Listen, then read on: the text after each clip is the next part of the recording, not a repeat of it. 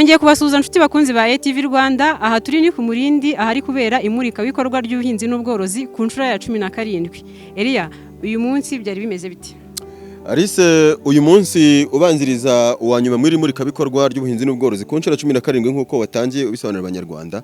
Uyu munsi twavuga ko ari umunsi udasanzwe aho abaza kwitabira rino murika gurisha ry'ubuhinzi n'ubworozi babaye benshi, ubona bishimye, ariko nanone ukabona ko inyota yagiye irushaho kwiyongera. Sinavuga yuko wenda niba ari uko wari umunsi uri kugana ku musozo, ariko wasangaga akenshi ino murika gurisha uyu munsi ryahinduye isura. Uyu munsi byahinduye isura, ahubwo mu bisanzwe twari tuzi ko mu mamurika gurisha cyangwa amurika bikorwa rwenda tuvuge nk'iribera Gikondo, abantu bazi ko ariho hakunze kuba hari ibintu by'ibinyobwa byinshi, ibiryo cyane cyane akanyama, ibirayi, ariko no muri iri murika gurisha ry'ubuhinzi n'ubworozi naho byari birimo ibintu birahari cyane cyane. Nabonye ikinyobwa gakondo bise ikigage, nabonye abanyarwanda bagishakiye brand cyangwa se ikirango gishasha cyitwa Ituro. Ni ikigage babonye abafana bacyo cyangwa se abakunzi b'ikinyobwa gakondo gituruka ku masaka bishimiye cyane, bari kugura ndetse bavuga ko kiri ku biciro bitabahenze. Alice, ntabwo ari ibintu byari bimenyerewe rwose iri murika gurisha ku munsi wa none. Je navuga ko byari sho. Ako kagage se uvuza cyangwa ako kanyobwa uvuze waba gasogongeye? Ntabwo nabashije kugasogongera, ariko nageze aho bari kugasogongera.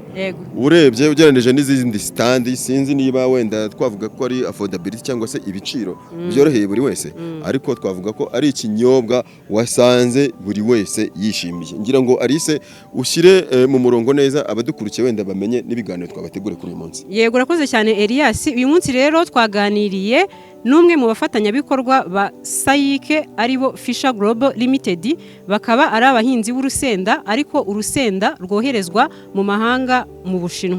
Reka dukurikire ikiganiro twagiranye nabo. Nitwa Hategekimana Moise, ndi Operation Manager muri Fisher Global Limited. Fisher Global Limited ni ikigo cy'ubucuruzi cyatangiye mu mwaka wa 2016.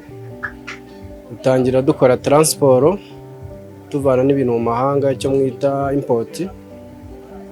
Nyuma tuza guhindura umurongo wa business twinjira mu buhinzi, aho duhinga urusenda rwitwa Teja. Tukaba dufite isoko ryagutse mu gihugu cy'Ubushinwa. Turahinga tukanagura urusenda. Yego. Hari abantu benshi bibaza ubwoko bw'urusenda muhinga ndetse n'umusaruro warwo kuri hegitari, ese byaba bimeze bite? Nkuko namaze kubivuga hejuru, duhinga urusenda rwitwa Teja. Umusaruro kuri hegitari uri hagati ya toni 8 na 12 urusenda rubisi, biterwa n'uburyo umurima umuturage yawitayeho. Umuhinzi cyangwa umuntu wese wifuza gukorana namwe asabwa iki? Ese ibipimo by'ubuso fatizo agomba kuba afite byo byaba bimeze bite, byaba bingana bite? Ikintu cy'ingenzi asabwa nta bihambaye birimo, ni ukuba afite ubutaka bushobora kuba bwegereye amazi ku buryo kuhira byamworohera. Ubuhinzi bugezweho bw'uyu munsi ntabwo ari ubuhinzi budepanda ku kirere, bisaba ko urwana n'imbogamizi zibaho nk'izuba, uburyo ushobora kuhira. Udafite amazi rero ntabwo dushobora gukorana nawe. Ubuso bwo nta buso runaka dufatiraho. Ikintu cya mbere tureba ni ukuba ushobora kuba wegereye umuhanda, urusenda ruzabasha kugera ku ma collection center yacu cyangwa aho dukusanyiriza umusaruro. Nta buso runaka dufatiraho. Ubuso ubwo ariko bwose nta kibazo umuntu yaba afite. Ikintu cy'ingenzi tureba ni uko umuntu ashobora kuba atari ahantu kure ku buryo umusaruro we uzagera kuri site zacu dukusanyirizaho umusaruro twahombye. Yego. Kuba mwaritabiriye iri murikabikorwa ya 2024 Agrisho bibamariye iki, cyangwa se niki mwari mwiteze muri iri murikabikorwa? Ikintu cya mbere mbona twungukiyemo hano, twegereye abaturage bagana stand yacu, batubwira imbogamizi bahura nazo, tubona n'abandi bashya bifuza gukorana natwe. Icyo kintu cy'ingenzi, kandi nabwo bucuruzi dukora. Urebye twe dukorana n'abaturage kurusha uko tubacuruzaho. Njye akenshi niyo ngiye kuvuga inyungu irimo birangora, kuko iyo nakire feedback iva mu baturage uyu munsi, iyo ubonye umuturage akubwira uti nubatse inzu, naguze inka, nishyura umwana ishuri, urusenda rurimo amafaranga, kuko kugeza uyu munsi nimba ikiro ni 450, urusenda rubisi urwumye akaba ari 1600. ni ibihingwa bikiya muri uru Rwanda bishobora kugura ayo mafaranga, urumva ko igiciro cyarwo kiri hejuru cyane ugereranyije n'ibindi bihingwa nk'ibigori, soya n'ibindi bisanzwe muzi. Ngibyo rero ibyo muri Fisher Global Limited. Elia, nta murimo wawe ufite ku buryo nawe wakirigita ifaranga uhinga urusenda? Je namenyereye mikoro nkamenyera ikaramu no kwandika, ariko ubuhinzi n'ubworozi bwuguruye amarembo kuri buri wese, ariko je numva inzozi zanje muri kino gisata cy'ubukungu nashobora nko mu bworozi bw'inkoko. Nakunze inkoko kuva nkiri mutoya. Nakugira inama rero yuko wagana abantu b'urusenda nabo bakagufasha kugira ngo ubone amafaranga byihuse. Ruye rusenda rugemurirwa amahanga mbona rwitwa Teja. Yeah. Rufite amafaranga menshi cyane, amadovize cyane. Ngira ngo uyu mugoroba tutarambiranye tugane ku bindi twateguriye abadukurikiye. Yego, ariko tubibutsa yuko wenda Fisher Global bafite imbuga nkoranyambaga zitandukanye hose, haba kuri YouTube cyangwa se Instagram, wabakurikira kuri Fisher Global niryo zina ririho rusange. Yego, wabakenera yabasanga kuri izo mbuga nkoranyambaga zabo cyangwa ukabasanga i Rwamagana aho bita Imwurire. Twinjira mu kiganiro cy'uyu munsi noneho twaganiriye n'abafatanyabikorwa bandi aho twasuye umuryango Cold Aid. Cold Aid ukaba ari umuryango mpuzamahanga uteza imbere ubuhinzi n'ubworozi, ariko bita cyane cyane ku borozi batoya, abo dukunze kwita small holder farmers. Twaganiriye rero na bashinzwe kino kigo bafite kukireberera umunsi ku munsi, batubwiye byinshi bitandukanye baje kugeza ku banyarwanda cyane cyane muri no muri kabikorwa ku nshuro 17 y'ubuhinzi n'ubworozi. Ngira ngo Alisa Yego Elias, twabaha umwanya tukabakurikira tukumva abaribo. Murakoze, nitwa Birasa Patrick, ndi umuyobozi wa Corded. Ni ikigo cyahinduye amazina muri 2021 mbere cyitwa Eco Corporation, cyagize n'ikindi kigo cyitwa Eco Tarafina, ariko dufite uburambe bw'imyaka irenga 50 hano mu Rwanda mu bintu bya value chain. Nkaba rero ndi kumwe na mugenzi wanjye nawe yabibwira, hanyuma tukabwira mu buryo burambuye ibyo dukora. Murakoze, amazina yanjye nitwa Agasarorore, nkaba ndi umukozi wa Corded mu mushinga Corded iri gushyira mu bikorwa ifatanyije na lab witwa Kiwip. Murakoze cyane. Wenda twumvise Cold Aid, ariko mu bundi busobanuro bugufi ya Cold Aid ni ihe mishinga mukunze gutera inkunga, harimo ubuhe bworozi mu bugarukeho muri makeya twumve? We natangira mu buryo buri bunini, dukora ubuhinzi n'ubworozi. Dufite rero imishinga igera kuri 7 ubu turimo gukora, hari niyo dukorana na guverinoma y'u Rwanda. Muri make ndaza kuvuga uburyo dukora none bize gufasha kumva neza niyo mishinga. Ubundi imishinga yacu tunavuga ko dufite ibice bitatu by'ibanze. Icya mbere mu cyongereza twita value chain development. Dufata rworoherekana nyongera agaciro, ese abahinzi bafite ubumenyi buhagije bagera ku isoko, bagera ku makuru. Icyo ni igice kimwe. Igice cya kabiri twifuza ko bwa buhinzi bukorwa mu buryo n'ubworozi bukorwa mu buryo burambye. Niyo mpamvu dushaka ishoramari muri ibyo bikorwa.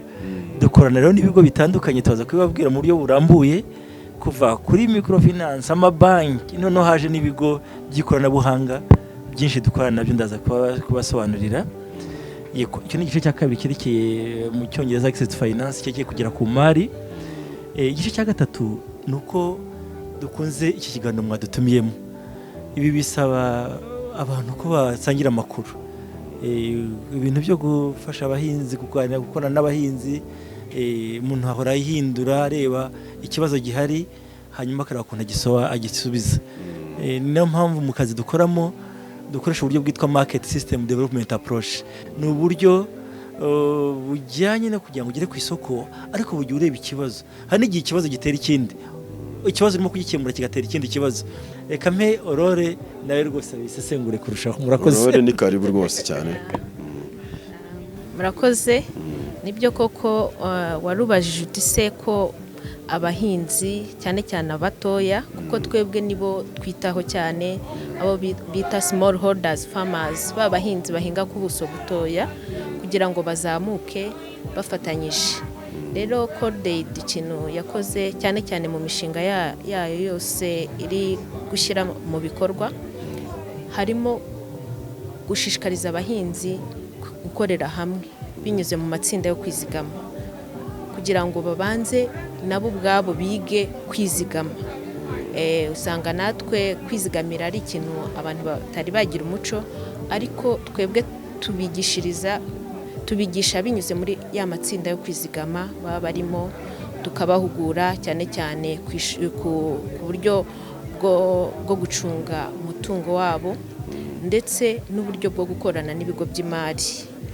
Abahinzi baracyatinya gukorana n'ibigo by'imari, ariko abo twagiye dukorana nabo binyuze muri ya matsinda yo kwizigamira bagiyemo batangiye gutinyuka ndetse babasha no kujya basaba inguzanyo yo kuza kubunganira kuko rwa ruhare rwabo baba bamaze kurubona.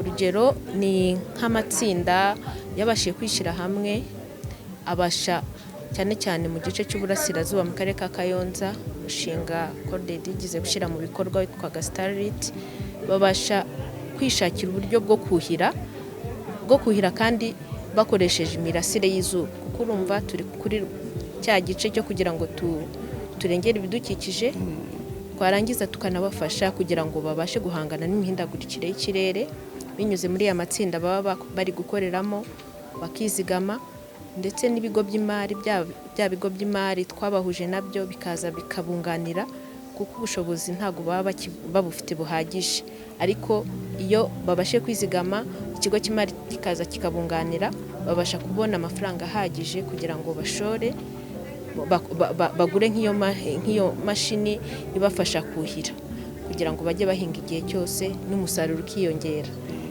kugira ngo bagere ku masoko bafite umusaruro mwiza. Ngibyo rero ibyo muri Cordaid. Elia, ngira ngo wabyumvise ko muri Cordaid bafasha abantu ibintu bijyanye n'ubworozi, cyane cyane ubworozi bw'inkoko, kandi wambwiye ko ariho wiyumva, ariho wisanga, wabegera ugakira igiti faranga. Nje kuva nkiri umwana nabonaga inkoko nkumva ari byo biremwa ngomba korora mu gihe cy'izabukuru zanjye, ariko numvise ibyo Cordaid ifitiye abanyarwanda, nanjye ndi umwe muri bo, nta gushidikanya ko nanjye inzozi zanjye zo gushora mu mwuga w'ubworozi bw'inkoko zitagerwaho.